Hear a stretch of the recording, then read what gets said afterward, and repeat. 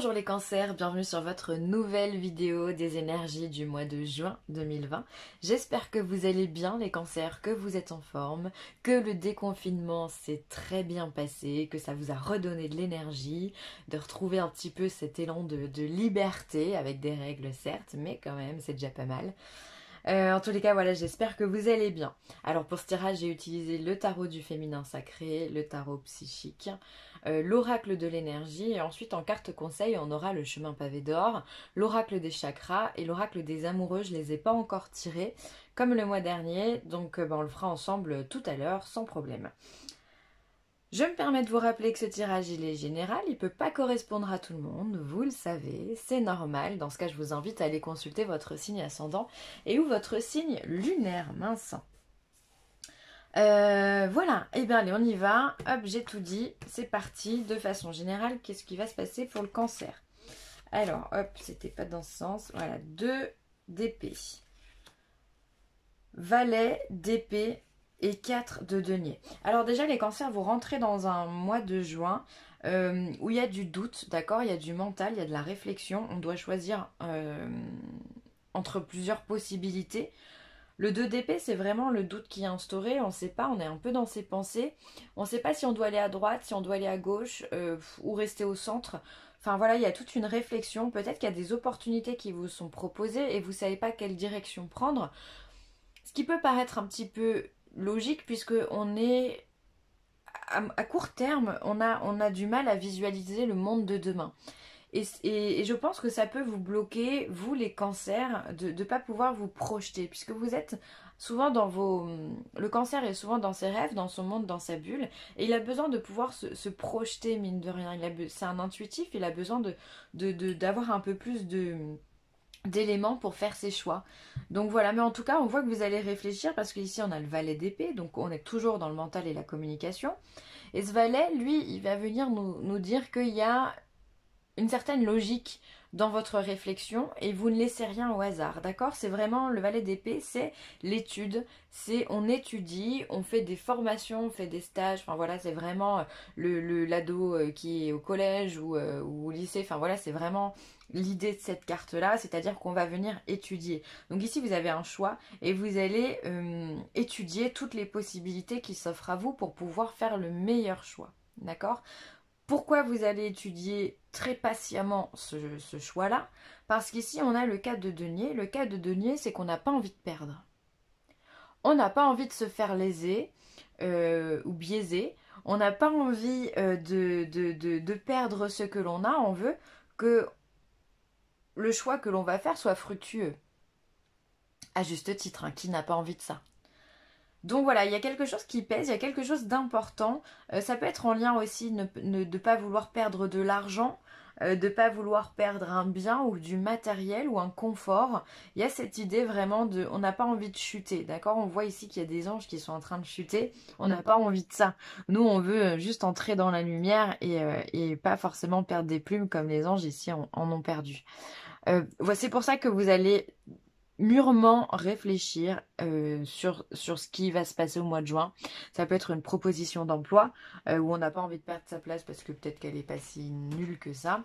Et donc on va vous regarder, peser le pour et le contre de savoir si vous êtes gagnant dans l'histoire en changeant de travail. Ça peut être pourquoi pas partir sur de nouvelles études, une nouvelle formation. Ça peut être vraiment ça le cœur de l'histoire. Savoir qu'est-ce que vous avez envie de mettre en place, qu'est-ce que vous avez envie d'étudier, dans quoi vous avez envie de vous reconvertir. Enfin voilà, en tous les cas, il y a cette notion de on ne veut pas perdre. Je réfléchis parce que c'est pas le moment de perdre quelque chose. Hop. Ensuite, au niveau professionnel, succès triomphal, chagrin et peine, et passer à autre chose. Il est peut-être bien là votre choix, il est peut-être bien au niveau professionnel. On voit que dans le travail que vous faites, eh bien vous êtes reconnu pour être un bon élément. Peut-être que si vous êtes à votre compte, eh bien les clients sont satisfaits de votre prestation ou enfin voilà, en tous les cas vous triomphez, vous êtes victorieux, enfin, on vous reconnaît pour vos capacités et ça fait plaisir, d'accord? Par contre, On voit que vous, ça ne vous satisfait pas. Peut-être que vous êtes bon dans un domaine, mais que vous, le travail que vous accomplissez ne vous plaît pas. Et vous avez besoin de quelque chose qui vous plaise, vous avez besoin de quelque chose qui vous prend les tripes, là, que le matin vous vous levez, vous y allez, vous donnez tout, vous êtes heureux de votre journée. Là, on voit vraiment que, ouais, ok, vous êtes reconnu, c'est bien, mais vous, ça vous pèse plus qu'autre chose. Il y a quelque chose qui ne fonctionne pas avec vous. J'ai l'impression que d'un point de vue extérieur, tout va bien. Vous êtes force de proposition, vous avez des idées, vous avez du caractère et de la détermination, vous savez mener une équipe, enfin vous avez ce rôle de responsable, peu importe votre fonction, on peut compter sur vous. Mais ça, il y a quelque chose, peut-être que ces responsabilités, eh bien, elles vous pèsent et vous avez besoin de passer à autre chose. Vous avez besoin de laisser derrière vous, en fait, tout ce schéma-là. Je pense vraiment que là, on parle du professionnel. C'est-à-dire que vous avez un choix à faire, mais mine de rien, les conditions dans lesquelles vous êtes sont pas forcément si nulles que ça, d'accord? Si mauvaises que ça. Du coup, vous n'avez pas envie de laisser vos plumes et vous étudiez très sincèrement comment vous pourriez passer à autre chose, comment vous pourriez laisser cette activité de côté pour pouvoir engendrer quelque chose qui vous plaise, d'accord? Là, on n'est que dans le mental, hein. C'est quand même... on a 6 cartes de tarot, puisque ça c'est le tarot psychique, et on a 5 cartes qui parlent du mental. Donc là, ça va donner, hein, les cancers. Hein. La réflexion, ça va y aller. Hein. Essayez de ne pas tomber dans un blocage du mental, d'accord? Essayez de vous aérer l'esprit, justement, pour pouvoir prendre vos décisions. Restez pas trop fixé sur tout ça, parce que vous pourriez bien perdre pied. Hein. Quand il y a trop de mental, on n'arrive plus à réfléchir, on n'arrive plus à avancer. Donc, sortez, voyez des gens, prenez l'air, méditez s'il y en a qui aiment le faire. Enfin voilà, prenez le temps à la réflexion, mais ne soyez pas fixé dessus non plus. D'accord? Votre intuition, de toute façon, vous aidera. Hein. Vous avez envie de changement. On le voit, ce personnage, hein, il laisse derrière lui l'obscurité pour aller vers la lumière. C'est très beau, donc vous, aujourd'hui, votre travail, on sent que c'est pas bon, quoi. Il y a quelque chose qui ne vous convient pas et vous allez aller chercher la lumière.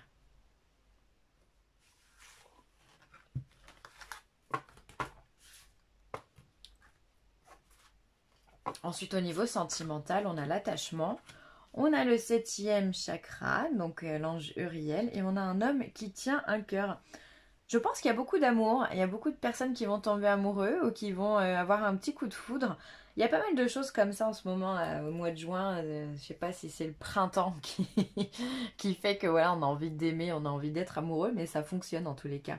On voit qu'il y a un attachement. Alors, moi, l'attachement est la carte du 7e chakra, donc c'est le chakra coronal, celui qui est au-dessus ici du notre crâne, qui vient nous parler de connexion, de synchronicité, de rêves médiumniques, de messages aussi, voilà, de clairvoyance et tout ça.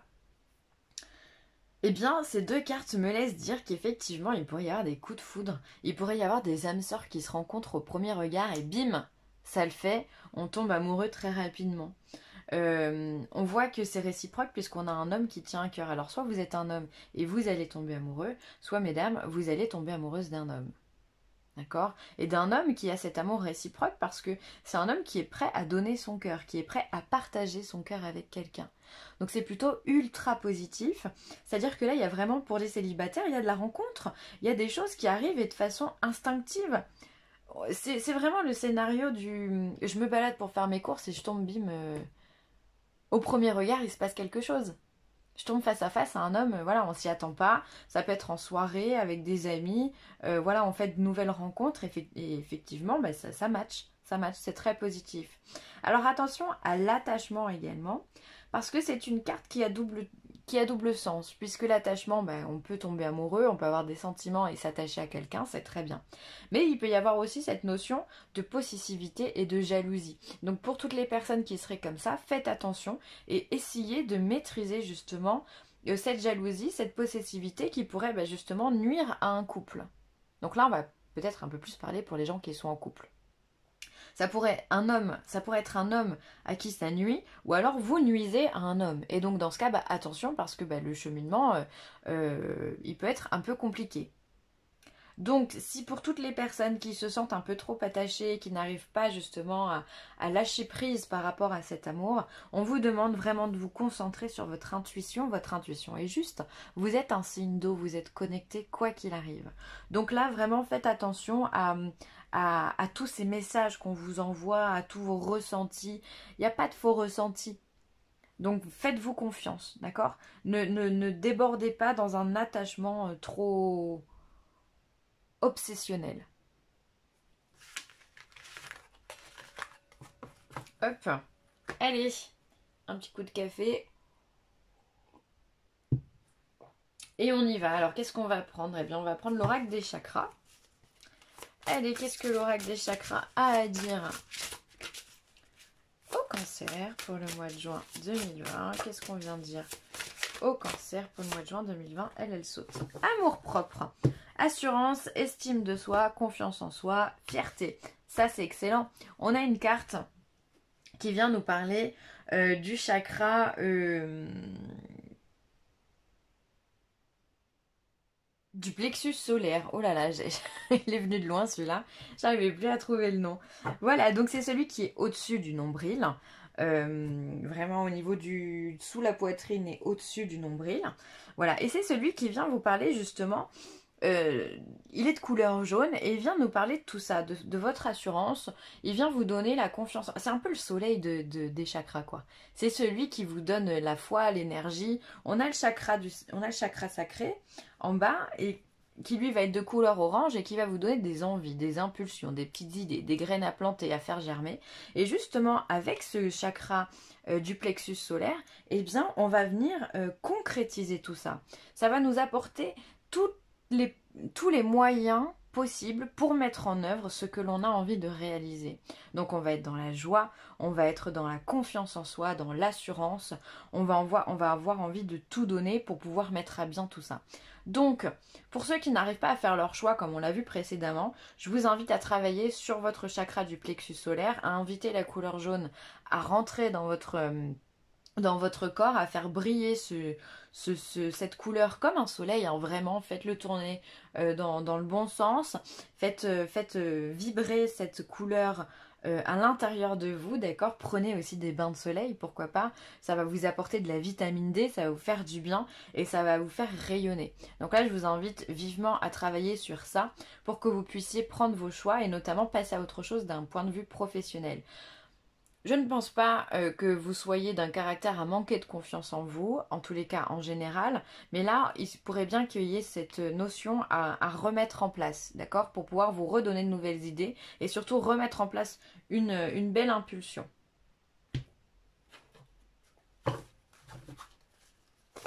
Allez, le chemin pavé d'or, qu'est-ce qu'il a à dire au cancer? Signe du cancer pour le mois de juin. Ascendant, lunaire, qu'est-ce qu'on a à dire pour le cancer? Hop là.